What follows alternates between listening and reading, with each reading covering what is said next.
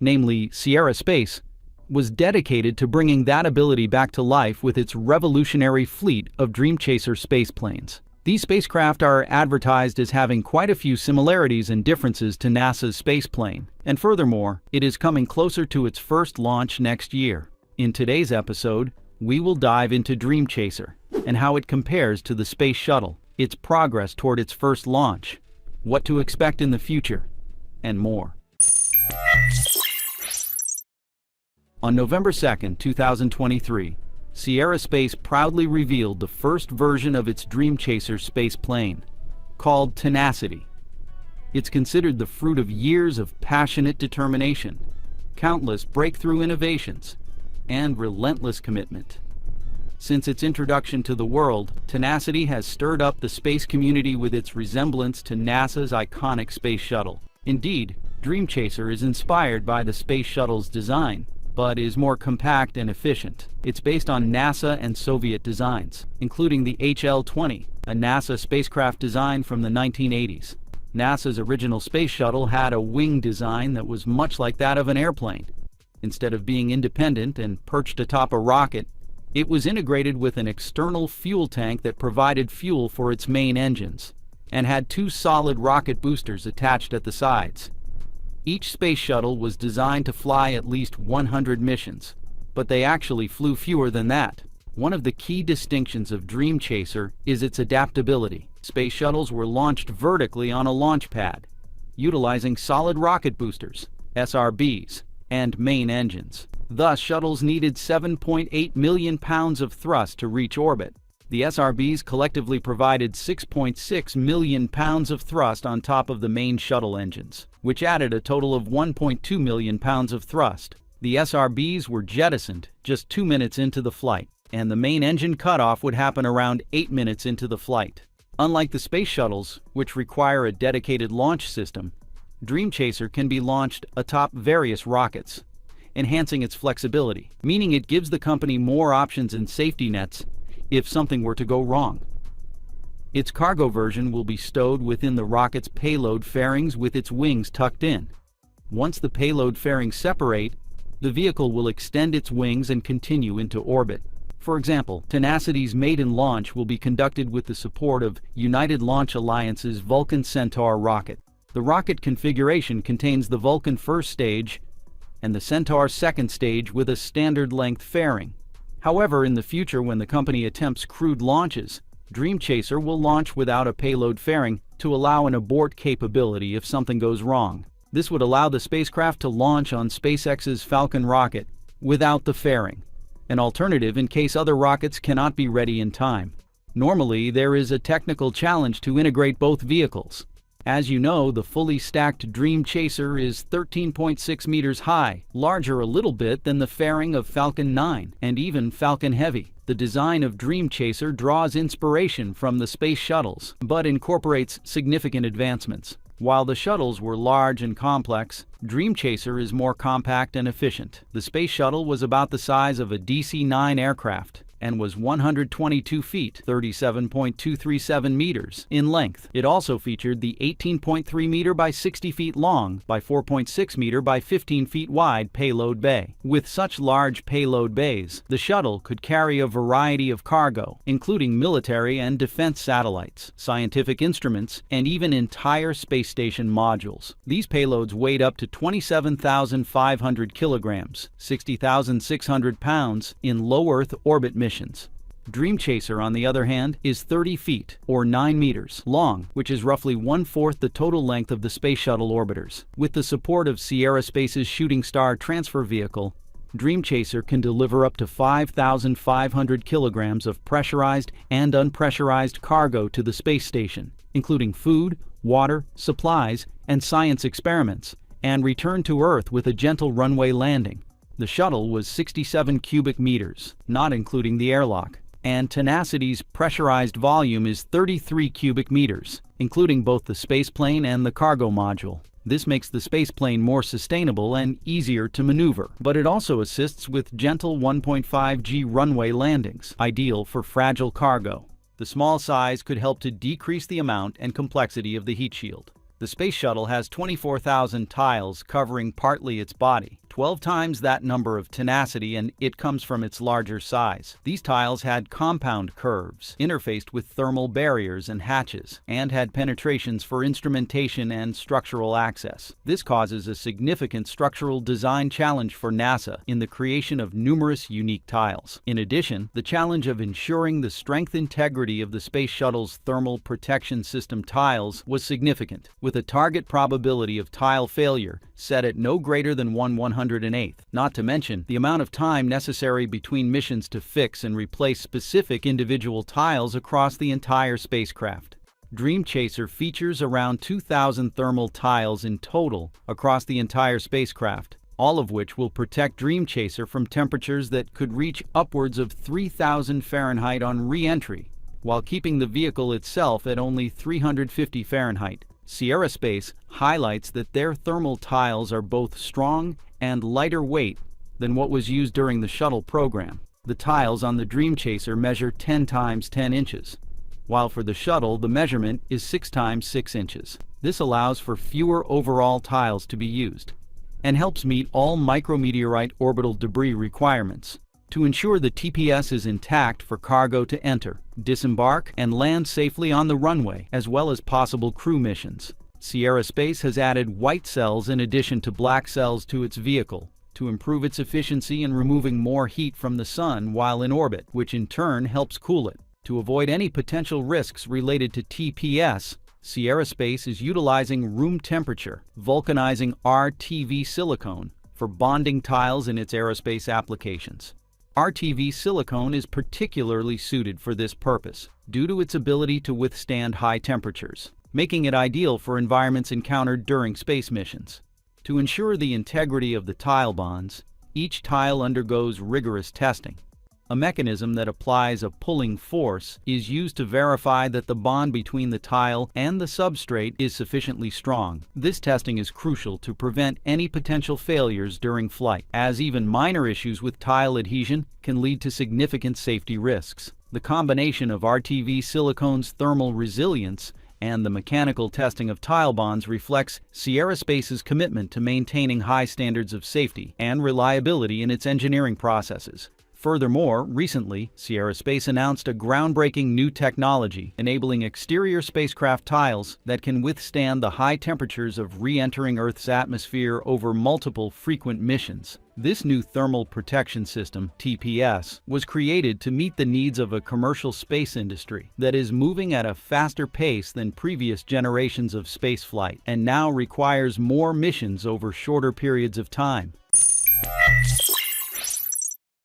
Now that we know more about how Dreamchaser compares to the Space Shuttle and some of the improvements Sierra Space has made, let's take a look at how Tenacity gets closer to its first launch. We could have witnessed Dreamchaser as the payload for ULA's Vulcan Centaur in October if the spaceplane had been ready at that time. In fact, it wasn't. Sierra Space's Dreamchaser spaceplane was off the manifest for ULA's second Vulcan Centaur flight due to scheduling delays. Finally, the rocket launched in early October, and Tenacity's maiden launch is set to launch in early 2025, still atop the Vulcan Centaur rocket. The spaceplane arrived at Florida's Kennedy Space Center on May 20th. For its first mission, it will carry about 3,850 kilograms to the International Space Station. NASA has contracted with Sierra Space for 7 cargo missions to the space station. In a news release on May 20th, NASA said the craft will expand the agency's commercial low Earth orbit resupply program. They described the punishing testing. The tiny 30 by 15 foot, 9 by 4.5 meter craft has already undergone at the Neil Armstrong Test Facility. Before arriving at Kennedy, the spaceplane and its cargo module underwent vibration testing atop the world's highest capacity and most powerful spacecraft shaker system inside the agency's Space Environments Complex, exposing the stack to vibrations like those it will experience during launch and re-entry to the Earth's atmosphere. Following vibration testing, the duo moved to NASA's in-space propulsion facility and was exposed to low ambient pressures and temperatures ranging from -150 to 300 degrees Fahrenheit, -101 to 148 degrees Celsius. The Tenacity's readiness is a milestone for the next step of the company, given that Sierra is now working on a second version that can carry both crew and cargo. It will have a cargo capacity 40% larger than the first version and can support a crew of 6. The plan for the Dreamchaser's next generation is supported by NASA through 2 phases of the Commercial Crew Development Program. The Sierra company was awarded $20 million in seed money in Phase 1 in February 2010, and moving into Phase 2, they continued to receive another $80 million. Once Dreamchaser's first landing is successful, the company will enter the phase of recruiting its professional astronaut corps for future crewed flights with an initial group of 12 to 15 people.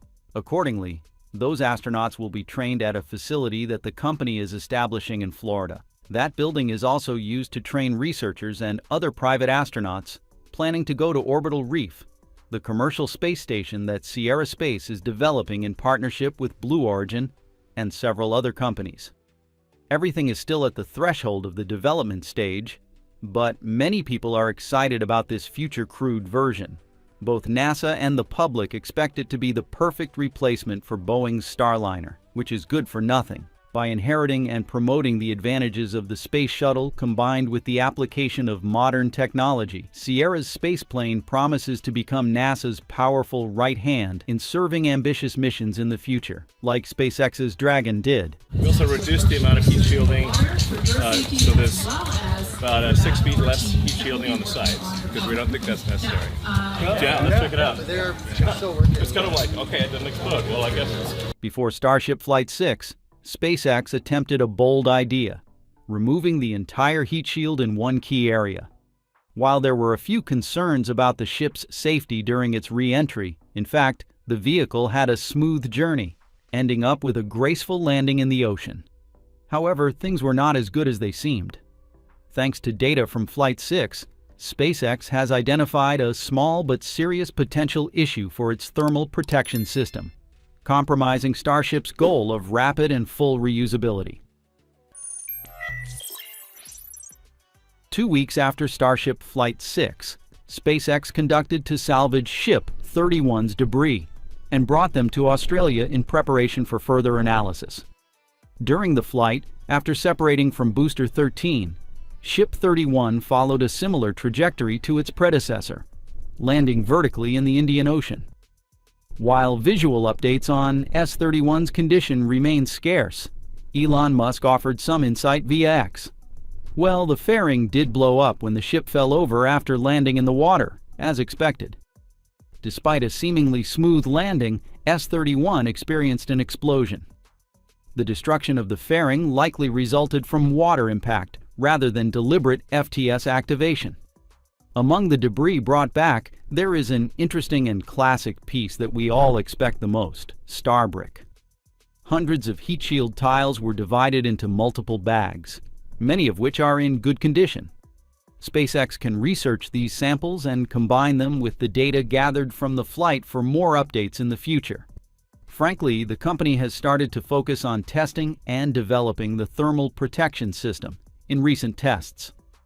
Flight 5 witnessed the presence of 6 aluminum-coated heat shield tiles on the ship's side, and those aluminum tiles melted during re-entry.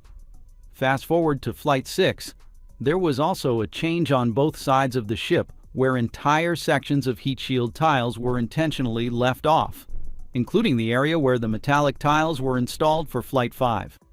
The purpose is to study for installing catch-enabling hardware on future vehicles. According to SpaceX's images in the latest flight, the hull had discoloration. Particularly, the metal surface has transitioned to a bluish hue.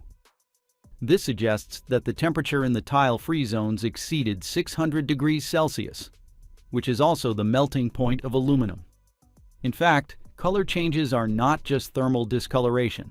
They are also the result of oxidation.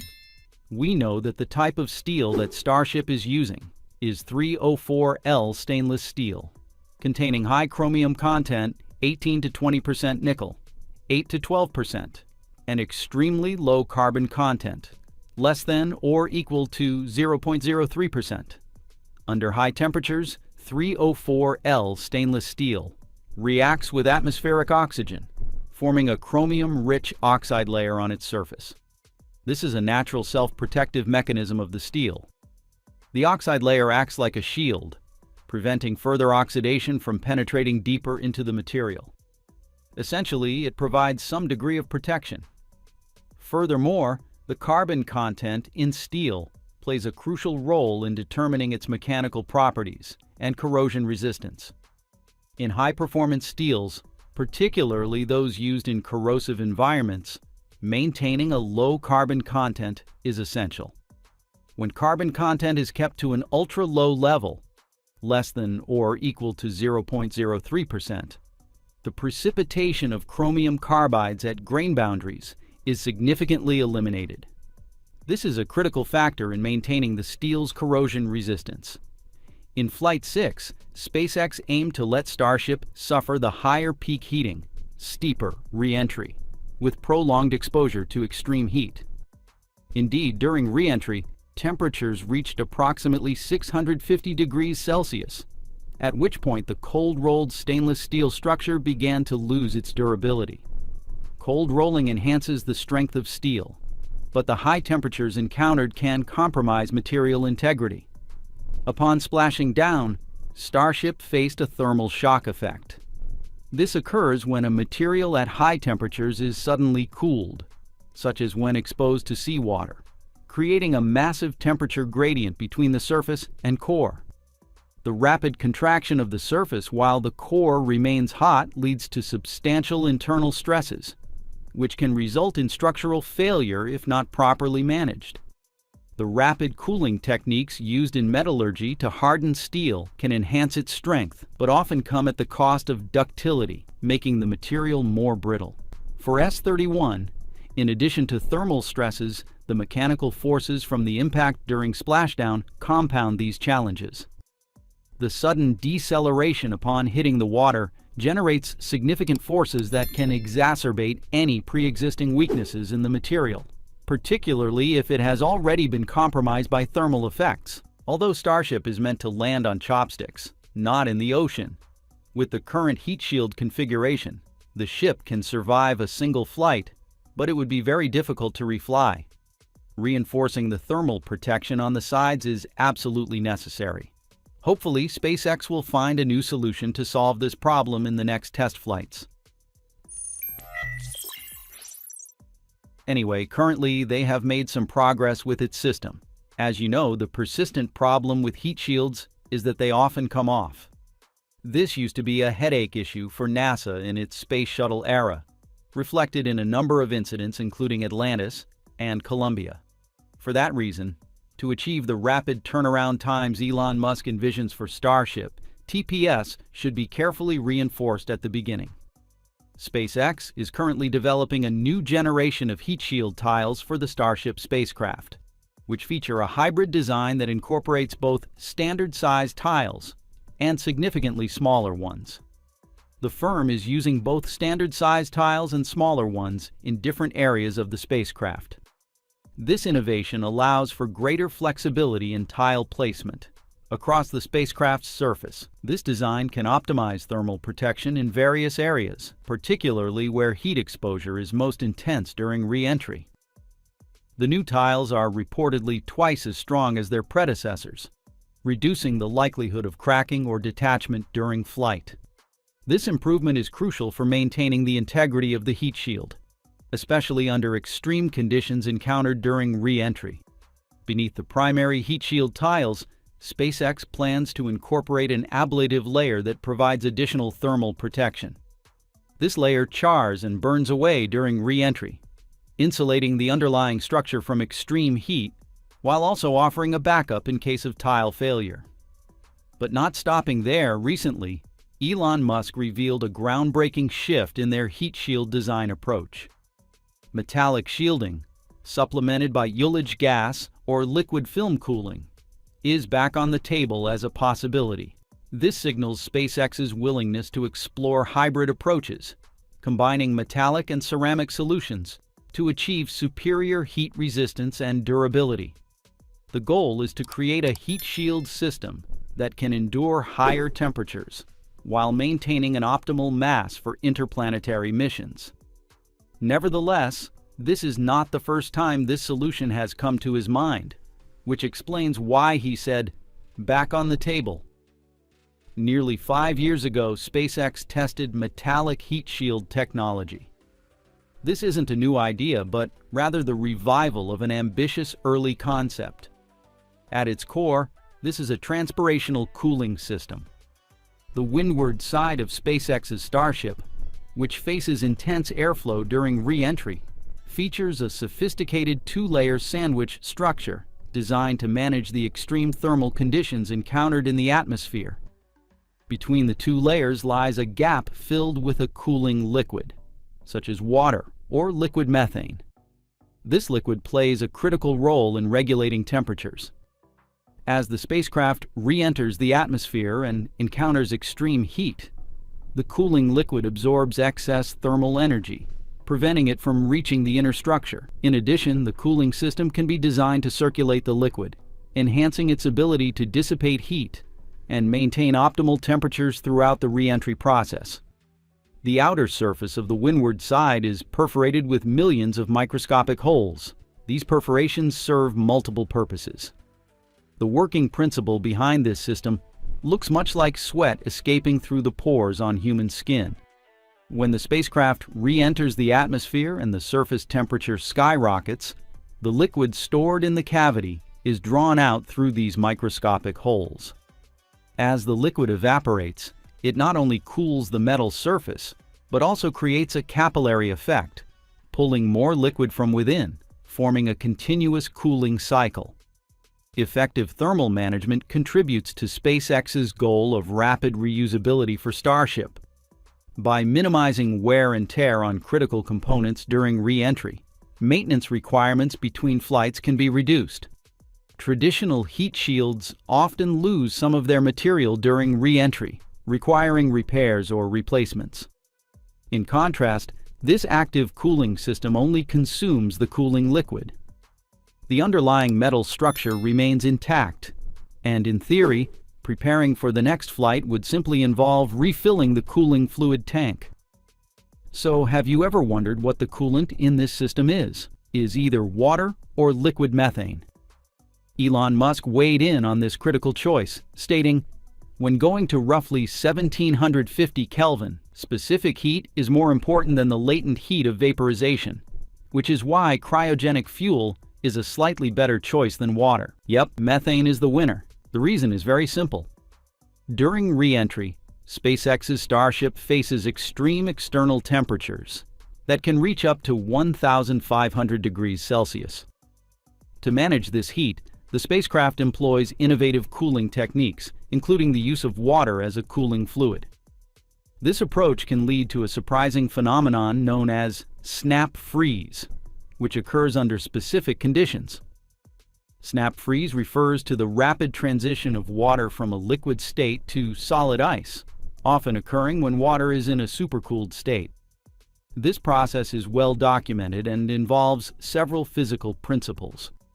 When water evaporates at an extremely rapid rate, it absorbs a massive amount of heat from its surroundings. This is the latent heat of vaporization. The heat absorption is so intense that it can cause the remaining water to cool suddenly, freezing almost instantly. In the harsh conditions of space, especially within the narrow cooling channels of the heat shield, this can result in severe blockages, disrupting the entire cooling system. However, liquid methane is not also a perfect option. At high temperatures, the hydrocarbon molecules in methane can undergo a process called coking, where carbon atoms begin to bind together, forming solid deposits. These carbon buildups can also lead to blockages, compromising the efficiency of the cooling system. Anyway, each option offers unique benefits and challenges. Selecting methane for this case manifests SpaceX's careful and meticulous calculation. Flight 6 is truly a very important leap forward, laying the groundwork for their ultimate goal: the journey to Mars with the upgrades on the heat shield system. Just before Flight 6, SpaceX unveiled a groundbreaking step in heat shield development, tweeting, "We recently tested heat shield materials in a simulated Martian atmosphere as we aim to launch the first Starships to Mars in 2026. This announcement was accompanied by images of heat shield testing and further detailed in the Flight 6 livestream, offering a glimpse into the cutting-edge research that is shaping the future of space travel. In the video, a circular sample of heat shield material was placed in a specialized thermal chamber to simulate the extreme conditions of re-entry. Using a flame generator, SpaceX replicated temperatures ranging from 1,400 to over 1,650 degrees Celsius, 2,552 to 3,000 degrees Fahrenheit. Flames transitioned from blue to purple, visually indicating the intensity of the heat. The material began to crack and melt as the test progressed, offering valuable data on its performance under extreme stress. These controlled failures are a key part of SpaceX's process, as they help engineers identify weaknesses and push the limits of the technology. SpaceX is ramping up itself to achieve 148 launches in 2024. In fact, as of November 26th, there have been 123 SpaceX rocket launches in total, including 117 Falcon 9 missions, 4 Starship testing flights, and Falcon Heavy. That means SpaceX has just 25 missions left and is just a month away from reaching its goal this year. This seems aspirational, but anyway, with 123 launches so far, they have beaten the 98 launches it performed in 2023. Those 123 rocket launches are primarily attributed to launches from the Kennedy Space Center, KSC, and Cape Canaveral Space Force Station on Florida's Space Coast. The remaining are from launches from the Vandenberg Space Force Base in California, and occasionally from SpaceX's Starbase in Boca Chica, Texas. So why did SpaceX choose Florida instead of California as the primary location for its rocket launches? You know, California and Florida are both historical rocket launch sites, but rockets are launched from Florida or California depending on the mission. If a polar orbit is needed, Vandenberg is usually the launch site. If a more equatorial orbit is needed, then Florida makes more sense. For the most part, launches are made in an easterly direction to get a significant boost. Less fuel or more payload. You choose, from Earth rotation. And the closer to the equator, the better. Florida is close to the equator, and the Earth's rotation gives the rockets a boost getting into orbit when launching in an easterly direction. This place is located approximately 28 degrees north of the equator, which provides a significant advantage for rocket launches. The closer a launch site is to the equator, the greater the boost from the Earth's rotation. This rotational speed at Cape Canaveral is about 914 miles per hour, which helps rockets achieve the necessary velocity to reach orbit more efficiently, reducing fuel requirements and allowing for heavier payloads. Secondly, getting into orbit usually involves dropping spent stages, so a launch from Florida means dropping stages into the ocean.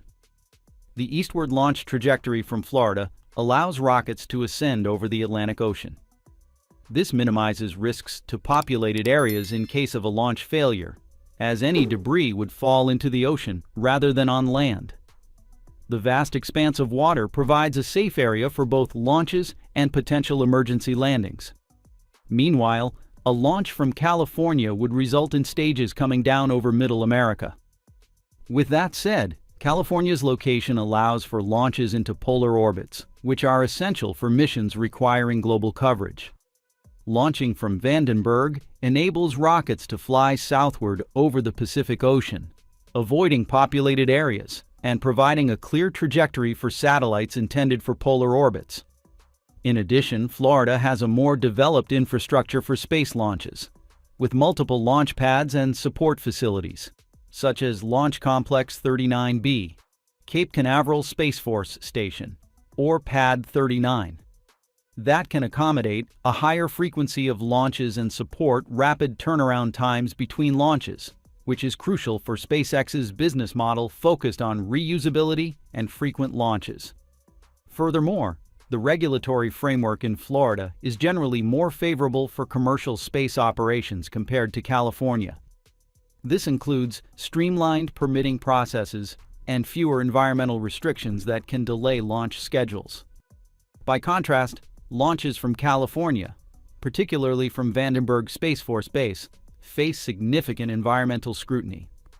Most notably, the California Coastal Commission recently raised concerns over the launches after residents reported that sonic booms were jolting and startling residents and wildlife across the coast.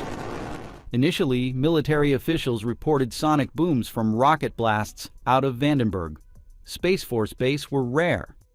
But Air Force officials in June acknowledged sonic booms were regularly reaching across more than 100 miles of coastline from Santa Barbara County to as far as Los Angeles County. This partly leads to regulatory hurdles that could impact launch frequency, especially as SpaceX plans to have 100 rocket launches a year from the military base in Santa Barbara County by early 2025, as it continues to push its reach into space exploration as a leading Space Force contractor. In conclusion, the favorable conditions in terms of geography, infrastructure, and regulation have allowed Florida to become a hub for commercial satellite launches. Combined with existing partnerships with various aerospace companies, launching from Florida aligns with SpaceX's goals to expand its commercial launch services, particularly for its Starlink satellite constellation. On the other hand, SpaceX continues to view California as a significant location for its operations, despite ongoing tensions with the state government, particularly due to its focus on military contracts with the U.S. Space Force. This regards SpaceX's projects including Starshield, a military version of Starlink, receiving the majority of the $660 million in communications task orders awarded by the Space Force under the Proliferated Low Earth Orbit program, or a $733 million contract for 8 launches as part of the National Security Space Launch Program. This includes 7 missions for the Space Development Agency and 1 for the National Reconnaissance Office, with launches scheduled to begin as early as 2025. The military is also exploring the potential of utilizing SpaceX's upcoming Starship for military logistics and other applications, indicating ongoing interest in leveraging California-based capabilities for future missions. For its primary launch site, Florida, SpaceX is ramping up even more. They now have ambitious plans for its Starship program in Florida, focusing on launching from NASA's Kennedy Space Center, particularly Launch Complex 39A. In advance, SpaceX intends to conduct up to 44 launches per year from LC-39A. This frequency is his by the plan of expansion at its Roberts Road facility, including new buildings, property expansions, and Starship's production in Florida. Besides, SpaceX may have even more ambitious plans for a second launch pad right next door. Space Launch Complex SLC-37 at Cape Canaveral Space Force Station, CCSFS, with plans to launch Starship from SLC-37 up to 76 times per year. SpaceX aims to launch its next-gen rocket up to 120 times per year within a 6-mile area on the Florida coast. SLC-37 is a historic launch pad at CCSFS, home to NASA's Saturn rocket in the 1960s, and more recently United Launch Alliance's Delta IV series rockets. The pad is now inactive after ULA flew its Delta IV Heavy for the final time in April. The Space Force announced in February that it was preparing to kick off what's known as an Environmental Impact Statement, a sweeping regulatory document that examines the environmental impacts of the proposed activities regarding Starship launches from that pad. The Space Force's Environmental Impact Statement for SLC-37 is also considering an alternative, having SpaceX construct an entirely new launch pad currently designated SLC-50.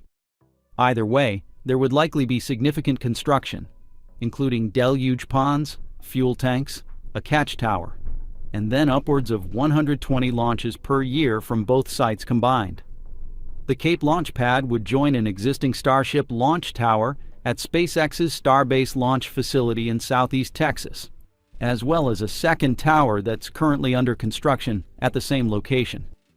In the near future, SpaceX could have 4 operational Starship launch sites. This was also mentioned by Elon Musk in the April presentation.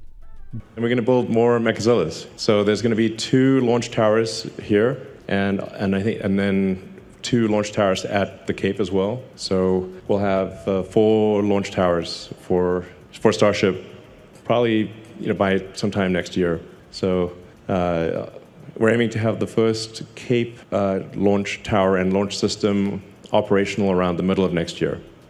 Building more Mechazilla will align with Starship missions under NASA's Artemis program and their own Mars colonization program. For example, Starship needs multiple tanker launches to refill propellant to travel to the Moon or Mars. In NASA's Artemis 3 program scheduled in 2026, SpaceX estimates that 1,200 tons of fuel, liquid oxygen, and methane must be used to complete a lunar landing, and not least to be able to leave the Moon again. 1,200 tons of fuel are equivalent to 14 refueling missions in orbit, according to a report submitted by SpaceX itself to the U.S. government. It also states that the refueling missions will be spaced approximately 12 days apart. Therefore, SpaceX must have enough launch pads to accommodate multiple Starship launches. In conclusion, Florida has become SpaceX's primal launch pad due to the favorable geographic, more developed infrastructure for space launches, and looser regulation. But that doesn't mean California isn't SpaceX's dreamland, especially as the company is competing fiercely for military contracts that require increased rocket launch frequency there. After all, these serve Starship's ambitious plans towards colonizing Mars and expanding the light of consciousness through the cosmos. Launching lucrative national missions and expanding the Starlink network would help SpaceX pay the expensive bills of developing Starship. Recently, the company has disclosed a $3 billion investment in the development of the Mars-bound Starship rocket, with over $1 billion spent in Texas. Elon Musk eventually wants to launch Starship multiple times per day, with each launch delivering hundreds of tons of cargo to low Earth orbit or beyond. The company has a separate goal of beefing up its Starship manufacturing facilities to enable the production of 1 Starship second stage per day. In addition, Starship also stands out with a lunar lander version, Starship HLS. In April 2021, NASA awarded SpaceX a $2.89 billion contract to develop and manufacture the Starship HLS lunar lander for the Artemis program. When NASA selected SpaceX as the winner of the HLS contract, the company released a rendering of its lunar lander. At the time, the vehicle broadly resembled a standard Starship. It would stand 50 meters tall and 9 meters wide, albeit with its aerodynamic control flaps and heat shield tiles removed. The crew would have accessed the lunar surface via an elevator. The crew cabin would be in the payload bay, located on the upper half of the rocket, with the lower half holding its liquid oxygen and methane propellants. It would be powered by 6 Raptor engines, like its earthly twin, but would swap its fins used for atmospheric entry on Earth, useless in the lunar near vacuum, for landing legs. Launching a rocket into space is a very complicated process because the rocket needs to meet the necessary requirements to overcome Earth's gravity and escape into space. For example, it needs to create enough thrust of around 7.2 million pounds, and its speed is at least 17,800 miles per hour. It explains why the cost of launching a rocket can be millions to billions of dollars. Launching a rocket is quite risky, as the failure rate for a rocket's first or second launch is typically around 30%, but it decreases to less than 5% by the 10th flight. SpaceX also struggled to launch its Falcon rocket in its early days. The first launch in 2006 ended in failure, and the next 2 launches had the same fate as well. 3 consecutive failures are actually a nightmare for a startup company that almost pushed them into bankruptcy. Fortunately, as funding was beginning to run dry, the successful 4th flight saved them all. On September 28, 2008, the Falcon 1's first successful launch was from Amalek Island in the Marshall Islands. It was also the first successful orbital launch from a privately funded company, representing a major shift in an industry that had been dominated by government programs. SpaceX then upgraded Falcon 1 to Falcon 9, a more advanced version that is designed for various missions, including commercial satellite launches and resupply missions to the International Space Station. However, its frequency in the wild days was very low. The first version of the Falcon 9, version 1.0, had a total of 5 successful launches between 2010 and 2013. These early missions were primarily focused on validating the rocket's design and capabilities, leading to a cautious approach in terms of launch cadence. The next generation, Falcon 9 version 1.1, which made its debut in September 2013, introduced significant upgrades that increased its payload capacity and reliability. This version saw a gradual increase in launch frequency, but it still operated at a lower rate compared to later models. It wasn't until the introduction of the Falcon 9 Full Thrust, Block 3, in December 2015, that the launch frequency began to rise significantly. This version featured improvements, such as increased thrust and reusability of the first stage, which allowed for more frequent launches. From 2020 to 2022, SpaceX completed 117 Falcon 9 launches. In 2022, the Falcon 9 set a new record with 60 successful launches by the same launch vehicle type in a calendar year. This surpassed the previous record held by Soyuz U, which had 47 launches, 45 successful, in 1979. Not resting on its laurels, the firm soared ahead with another leap forward in 2023, conducting 96 Falcon family launches, including 91 Falcon 9 and 5 Falcon Heavy rockets. By 2024, specifically as of November 30th, SpaceX has launched 124 times, including 118 Falcon 9 launches, 2 Falcon Heavy launches, and 4 Starship testing. It's what the other titans in aerospace such as Roscosmos, ULA, and Arianespace can't do in 1 year. Notably, 118 Falcon 9 launches are more than the Ariane 4, 116, Ariane 5, 117, and Atlas 5, 101, did throughout their entire careers. Furthermore, according to Kiko Donchev, Vice President of Launch at SpaceX, Elon Musk just turned November into the month of rocket fire, with 16 Falcon plus 1 Starship launch in November. Meanwhile, their previous record was 14 in May, and there are 15 Falcon launches left in 2024, with 32 days to go. In total, to date, SpaceX's operational rocket has completed more than 400 successful missions in its entire life. It's such a crazy achievement not only for the company itself, but also for the entire space industry, demonstrating the impressive speed and unstoppable spirit of SpaceX. That is a meaningful number because over the 3 decades it flew into orbit, NASA's Space Shuttle flew 135 missions. Congrats indeed! SpaceX CEO Elon Musk sent his congratulations to the SpaceX team in a reply to Kiko's tweet.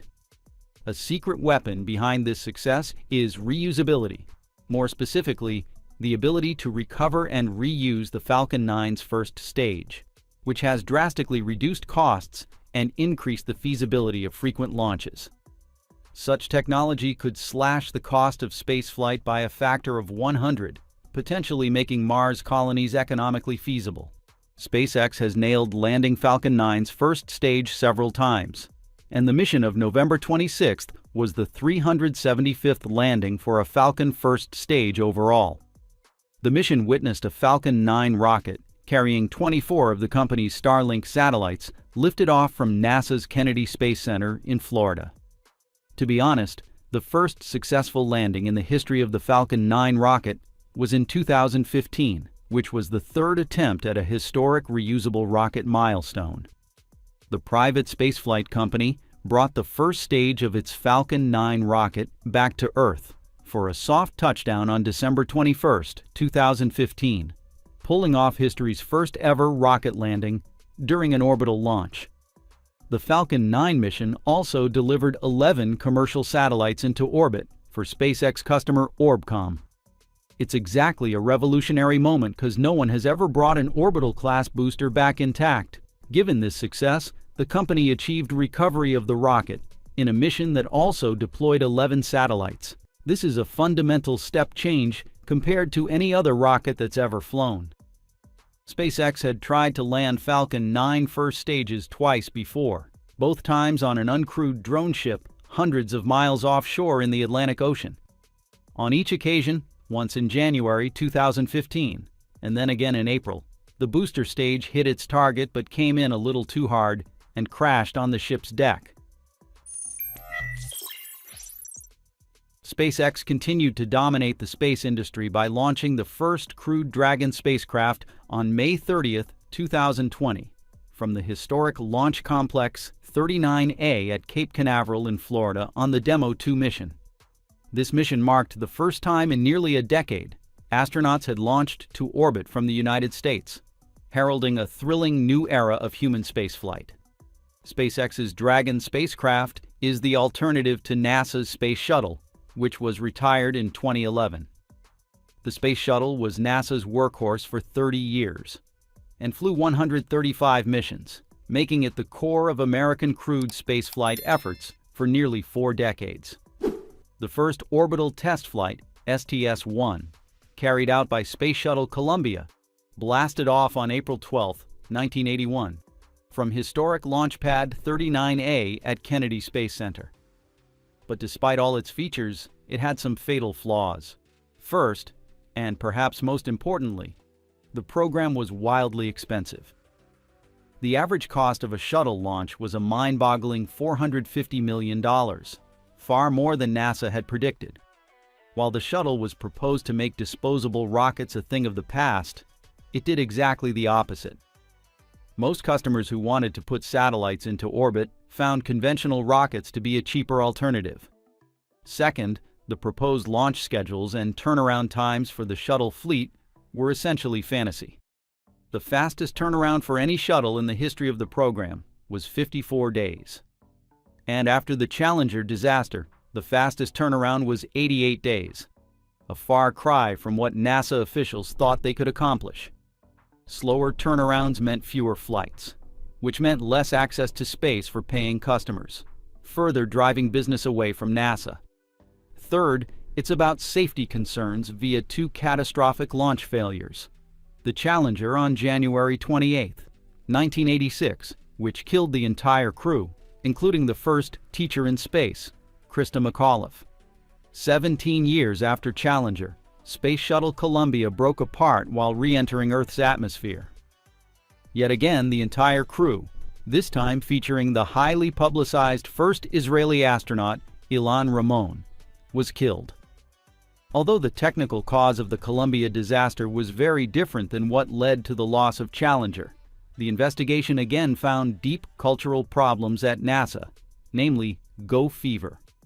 In the U.S. space industry, go fever, also launch fever, is an informal term used to refer to the overall attitude of being in a rush or hurry to get a project or task done while overlooking potential problems or mistakes.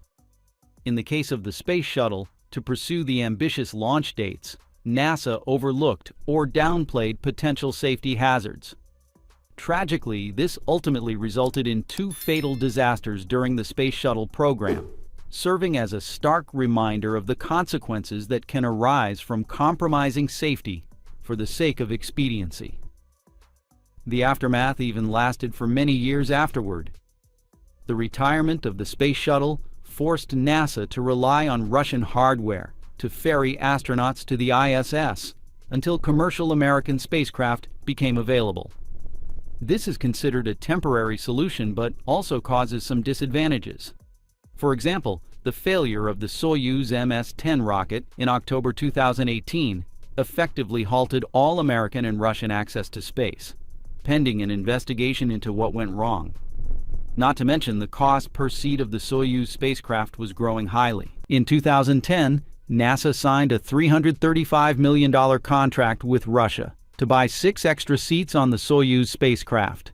That averages to about $55.8 million per trip, a slight increase from the $51 million NASA paid for seats on the Russian-built Soyuz spacecraft through 2012. That price tag increased to $76.3 million per round-trip ticket in 2014, when NASA bought 6 more round-trip seats on the Russian Soyuz spacecraft that will cover launches through the end of 2017 and landing into 2018. And by 2020, that number reached a peak of $90 million, further fueling the urgent need for an American-made spacecraft. In fact, 6 years ago, or in 2014, NASA awarded Boeing and SpaceX $4.2 and $2.6 billion respectively to develop the commercial spacecraft to transport the NASA astronauts to the ISS as part of the agency's Commercial Crew program.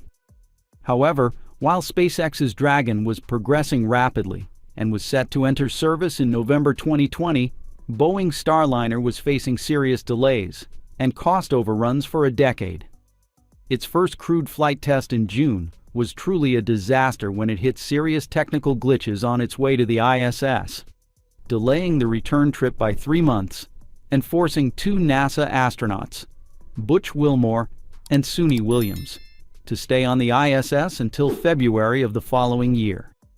So far, Boeing's troubled spacecraft has yet to come online, and with a total loss of $1.85 billion to date, Boeing has come up with the idea of selling the spacecraft, bringing its worst-ever program to a close. When you ask me about who is the leader in the rocket market today, I will not hesitate to mention SpaceX. So who is following? Well, in distant second place is now not Bezos's Blue Origin as before. A small and younger company, Rocket Lab, has already kicked BO to the curb after it made the latest record. What's a shame? What Rocket Lab just did totally humiliated Blue Origin after SpaceX and Elon Musk. On the morning of November 25th, SpaceX broke the turnaround time record for a Falcon 9 rocket. B-1080 launched just over 13 days and 12 hours after its previous mission on November 11th. The Falcon 9 first stage booster supporting this mission, tail number B-1080 in the SpaceX fleet, launched for the 13th time. It previously supported the launches of the European Space Agency's ESA Euclid, 4 missions to the International Space Station, Axiom 2, Axiom 3, NG-21, and CRS-30, SES-24, and 6 previous Starlink missions. With the Monday morning launch, B-1080 broke SpaceX's previous record for the turnaround of a first-stage booster by nearly a week. A little more than 8 minutes after liftoff, B-1080 landed on the SpaceX drone ship. Just read the instructions. This marked the 99th booster landing on Just Read the Instructions and the 374th booster landing to date. Meanwhile, SpaceX's so-called arch-rival, Blue Origin, has not set the exact launch date for the maiden flight of its first orbital rocket, New Glenn. Although founded 2 years earlier than SpaceX, BO's achievements in the rocket industry are very modest. Blue Origin has flown into space but has not yet reached orbit. The only thing Jeff Bezos can brag about is New Shepard's suborbital missions. And that's certainly not a remarkable achievement for a 24-year-old rocket company backed by the world's richest man. Neil deGrasse Tyson said that Blue is not really going to space. They're flying slightly higher than where planes go. They experience some weightlessness, but that is all. Elon Musk also shared his thoughts about the difference between space and orbit. One of the toughest things that are really hard to explain to people is orbit versus space. Getting to space is easy. Getting into orbit is hard.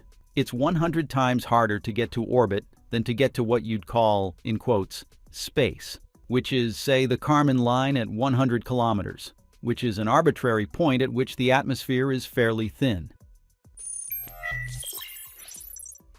So now it's time for Blue Origin to step back to make room for a younger but more determined company, Rocket Lab. Rocket Lab, which was founded in New Zealand, recently set a new speed record for launch turnaround time, successfully executing 2 Electron missions in 24 hours. The second mission, namely ICE Baby, lifted off from Rocket Lab Launch Complex 1 in Mahia, New Zealand, at 4:55 p.m. on 25th November New Zealand time, successfully deploying 5 satellites to a 643-kilometer low Earth orbit. The mission was Rocket Lab's 14th mission of 2024 and 56th launch overall. It also brought the total count of satellites deployed by Rocket Lab to 203, further cementing Electron's position as the leading small launch vehicle globally. The launch took place just 21 hours and 55 minutes after Rocket Lab completed a successful mission from Launch Complex 2 in Virginia, setting a new company record for the fastest turnaround between launches. Rocket Lab founder and CEO Sir Peter Beck tweeted, "Let's see if we can pull off a world first. 2 launches within 24 hours from 2 different hemispheres." The New Zealand-based aerospace company maintains a launch pad there and at the Mid-Atlantic Regional Spaceport in Virginia. The company has cited its ability to launch from pads in the US and New Zealand as a competitive advantage. When the Virginia pad became operational in 2022, Rocket Lab CEO Peter Beck said it enabled customers to enjoy unmatched control over their launch schedule and orbital requirements. By this record, it's safe to say that Rocket Lab, which has already established itself as a thriving launch company with its Electron rocket, can easily beat Blue Origin. Because its market segment is launching smaller payloads, it's not a direct competitor to SpaceX and Blue Origin, which target launching heavy payloads. Rocket Lab currently only competes with ride shares on SpaceX Falcon 9, which is a small part of SpaceX's market. However, when it comes to launch records, Rocket Lab may surpass its older brothers. As you know, SpaceX's first 3 launches resulted in total rocket failure, while Rocket Lab's first Electron launch, called It's a Test, in May 2017 functioned perfectly, reached space, and would have made it to orbit if not for a communication failure that caused a mission to abort. Anyway, it was the first orbital-class rocket launched from a private launch site in the world. Rocket Labs compares very favorably with Blue Origin, who have been working for decades, are several orders of magnitude more well-funded, and have yet to launch an orbital vehicle. The Electron orbital rocket is designed to deliver payloads, specifically small satellites, weighing up to 150 kilograms. Its max altitude of up to 500 kilometers is a sun-synchronous orbit. The first attempted flight in 2017 did reach space with an altitude of 224 kilometers. Remember, New Shepard gets only an altitude of 100 kilometers. Successful follow-on missions of Electron's It's a Test, including still testing, It's Business Time, and This One's for Pickering, delivered multiple small payloads to low Earth orbit. Not settling down at a small type of rocket, the New Zealand-based company is going further with the Neutron rocket, a partially reusable medium-lift 2-stage launch vehicle that will compete more directly with Falcon 9, announced on 1 March 2021. The vehicle is expected to be operational sometime in 2025, with commercial launches to start in 2026. Indeed, the vehicle already has its first customer, even though is still under development. The customer, undisclosed at present, will buy 2 launches, one in mid-2026 and the other in 2027, a deal that could lead to additional launches for the same customer. Rocket Lab has made significant progress recently on Neutron hardware and securing customers, according to Beck. We're well past the design phase now and deep into the qualification testing of our large-scale flight hardware, he said. Beck stated that during 2024's third quarter, the company had made key achievements, including the signing of a multi-launch deal for Neutron with a commercial constellation operator. The undisclosed client has booked 2 missions for 2026, with a potential for further future launches. Neutron's first test flight in 2025 will not generate revenue, but the company is exploring opportunities to offset costs through partnerships.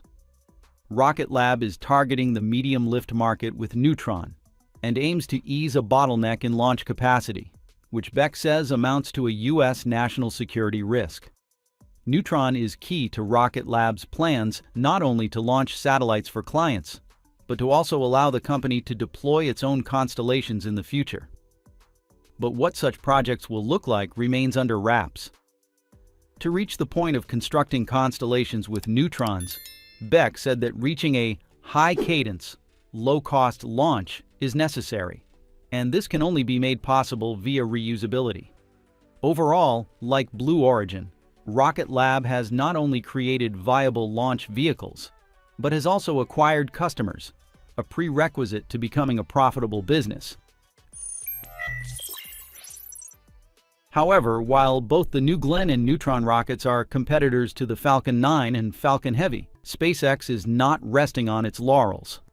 The company is developing the Starship Monster rocket, which recently underwent its 6th test flight. Starship stands out from New Glenn and Neutron in its ability to be fully reusable, considered the holy grail of rocketry. Thanks to that, Starship's cost per launch will be decreased dramatically, to only $10 million, as Elon Musk says. Meanwhile, the cost of a New Glenn launch will be about $67 million, as Space Review suggested. Rocket Lab is targeting the price of a Neutron launch to be $50 million. Considering the payload capacities of the 3 launch vehicles, Starship blows away the other 2 rockets. It can launch 150 metric tons to low Earth orbit, and even up to more than 200 tons is being upgraded to version 3. That makes it significantly more attractive than New Glenn, with 45 metric tons to LEO, and Neutron with 13 metric tons. As essential to plans to send human beings beyond low Earth orbit, Starship is equipped with state-of-the-art technologies, such as orbital refueling, that plays a key role on the journey to the Moon, Mars, and beyond. SpaceX tested this new technology in Starship Flight 3, where around 24 minutes after launch, Ship 28 transferred liquid oxygen from its header tank to its main tank. The transfer was a key part of the flight test, as it allowed SpaceX and NASA to gather data for future propellant transfers between vehicles. The transfer was also important because it helped SpaceX and NASA understand how to make the transfer efficient and how to ensure Starship's stability in space. The Starship propellant transfer campaign will begin in March 2025. The ship-to-ship propellant transfer demo will be the first ship-to-ship docking and propellant transfer. The mission is planned to be completed over the summer of 2025 and will feature 2 Starship launches, which will place 2 ships in orbit where they will dock, and the tanker ship will transfer propellant to the other. This is essential to SpaceX's plan for the Human Landing System HLS version of Starship that will be used to land astronauts on the Moon, starting with the Artemis 3 mission, currently scheduled for no earlier than September 2026. Multiple Starship launches will transfer propellant into a depot in low Earth orbit that will then be used to fuel the HLS Starship, sending it to the Moon. The gigantic rocket underwent its 6th test flight on November 19th, just weeks after achieving the stunning feat on the first try. But the mission went on to soar through new milestones during a roughly hour-long flight. During the test, SpaceX called off a nail-biting catch attempt as a booster splashes down to Earth. SpaceX planned to attempt a precision landing of the booster into the arms, or chopsticks, of the launch and landing structure, nicknamed Mechazilla by Musk, at the company's Starbase facility. The company first pulled off the unprecedented maneuver during the 5th Starship test flight last month. However, this time, automated health checks of critical hardware on the launch and catch tower triggered an abort of the catch attempt, SpaceX said in a statement. The booster then executed a pre-planned divert maneuver, performing a landing burn and soft splashdown in the Gulf of Mexico. Meanwhile, it's the first time Starship, a vehicle intended to eventually carry humans to the Moon and Mars, has successfully ignited one of its Raptor engines while in space. The Starship spacecraft fired up its own 6 engines before entering a coasting phase as it soared through space. The capsule briefly reignited an engine about half an hour later before bracing for re-entry, the process by which it veers back into the thickest part of Earth's atmosphere and executing a daring landing. So crazy. Following Boeing, it's the turn of NASA to have a huge shakeup for the better. Yes, you heard right. Jared Isaacman is nominated to become the next NASA administrator, replacing Bill Nelson. A bright future is waiting for us. So, how could Jared Isaacman's upcoming term change the entire space industry? President-elect Donald Trump announced on Wednesday as, quote, "I am delighted to nominate Jared Isaacman, an accomplished business leader, philanthropist, pilot, and astronaut, as administrator of the National Aeronautics and Space Administration, NASA. Jared will drive NASA's mission of discovery and inspiration, paving the way for groundbreaking achievements in space science, technology, and exploration." To me, this is certainly not much surprising news, and is absolutely the best decision ever given Jared Isaacman's immense contributions to space and the current political climate. After winning his way back to the White House, Donald Trump appointed his most ardent supporter, Elon Musk, to head the Department of Government Efficiency. This appointment will facilitate more favorable policies and decisions that align with SpaceX's business interests, and space in general, including putting Elon's closest allies in the key government positions. The Polaris Dawn's commander publicly accepted the nomination. He made it clear that he was honored to receive Trump's nomination.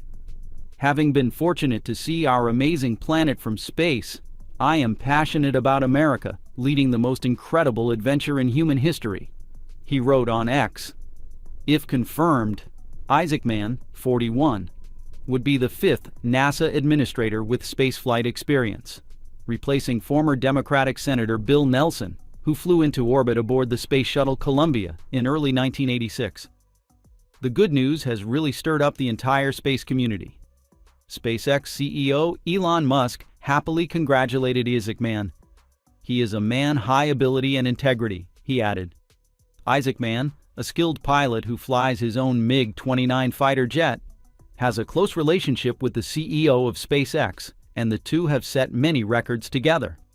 In 2022, they paid for and launched the Polaris program, a series of 3 private space flights to test technologies and maneuvers for exploration beyond Earth's orbit. Isaacman was one of 4 private citizens sent into orbit on the first of the space flights, known as Polaris Dawn. The 5-day mission in September included the first all-civilian spacewalk. He is scheduled to lead another Polaris mission aboard a SpaceX capsule before leading the first crew to space aboard the gargantuan Super Heavy Starship rocket. Isaacman also bankrolled and flew on SpaceX's first all-civilian mission to orbit, the Inspiration 4 mission, in 2021. It's clear that to make such impossible things possible, Isaacman had to be an expert in the space industry. He has been involved in aerospace since 2012 via Draken International, which is a defense company that provides fighter aircraft and training services to the U.S. military.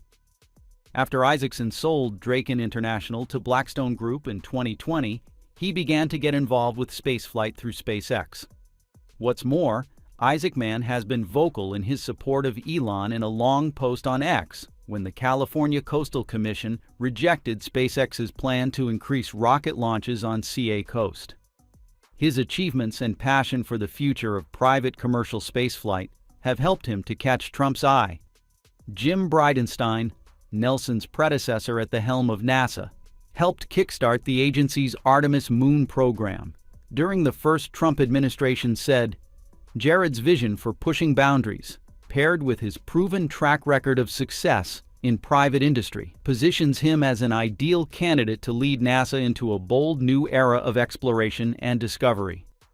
I urge the Senate to swiftly confirm him." Isaacman comes as NASA struggles to keep the Artemis program on track amid tight budgets and what the agency's own Inspector General calls the unsustainable costs of NASA's Space Launch System, or SLS, moon rocket.